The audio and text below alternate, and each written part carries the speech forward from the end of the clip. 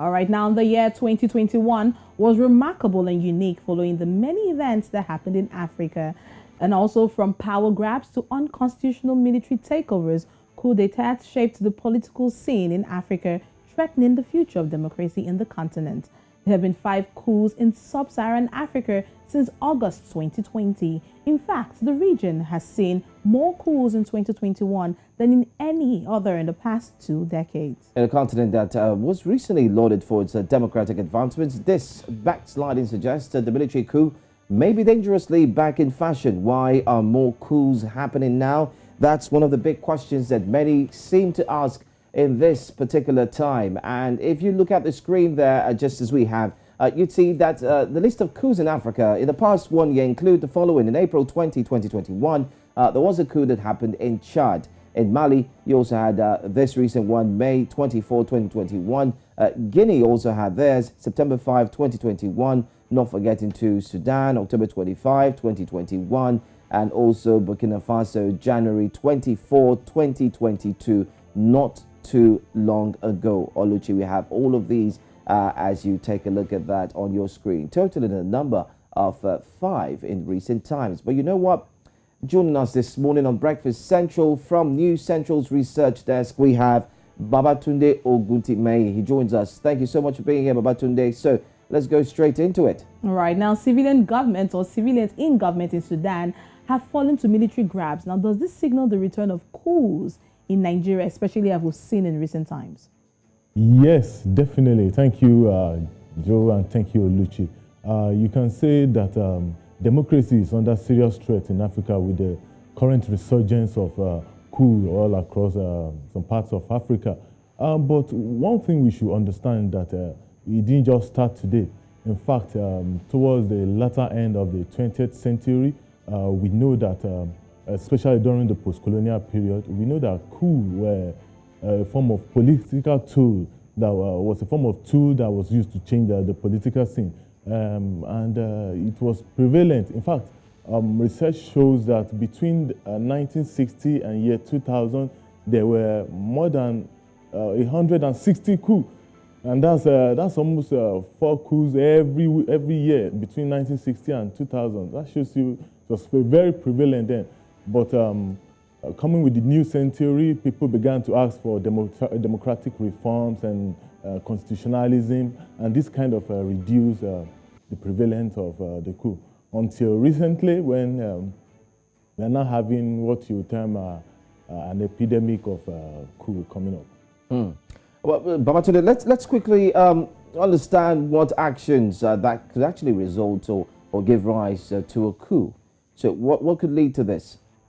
Okay, according to some of these military dictators, when they take over government, the excuses they give are ranging from bad governance to the inability of the incumbent government to stem the tide of insecurity in their country, and probably not being able to deliver on the dividends of democracy. But basically, bad governance has been attributed to being the cause of most of these coups happening all around us. And we can see it, although it is so funny that when you are preaching that there's a bad government in place, you are using an illegal government again, an unconstitutional government, permit me to use that word, to replace it. And this has not been the best of times.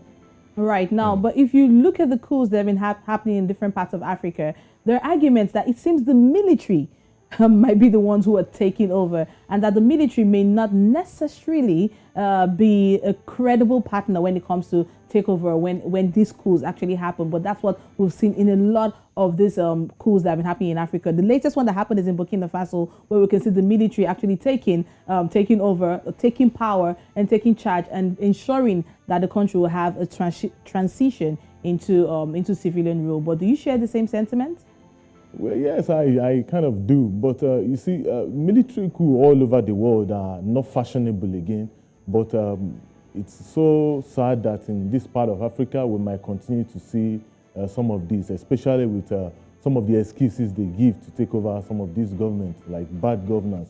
And we've seen, too, that especially in the international scene, there has not been a kind of robust condemnation, a unified condemnation all over the world to some of these military governments when they take over. You see some international players coming to even show that they want to transact, do business, economic business, security-wise and all that. We see Russia in Mali, especially, and we know the roles Russia and even China played at the United Nations, where they were trying to block sanctions against some of these people. So it's so sad that these things are happening, but we might still continue to see them for a long time.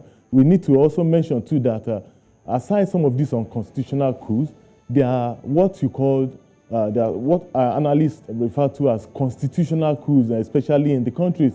We've seen some parts of Africa where the constitution has been changed to suit the incumbents in governor, especially in terms of age limit or term limit. When all these things happen, it creates some sort of rumbling among the citizens and the military, and these are part of what leads to an eventual takeover. So what ECOWAS should be doing, the ECOWAS too has been blamed. Accusing fingers has been pointed at ECOWAS that they've been very dysfunctional, especially in the way they carry out some of their activities too.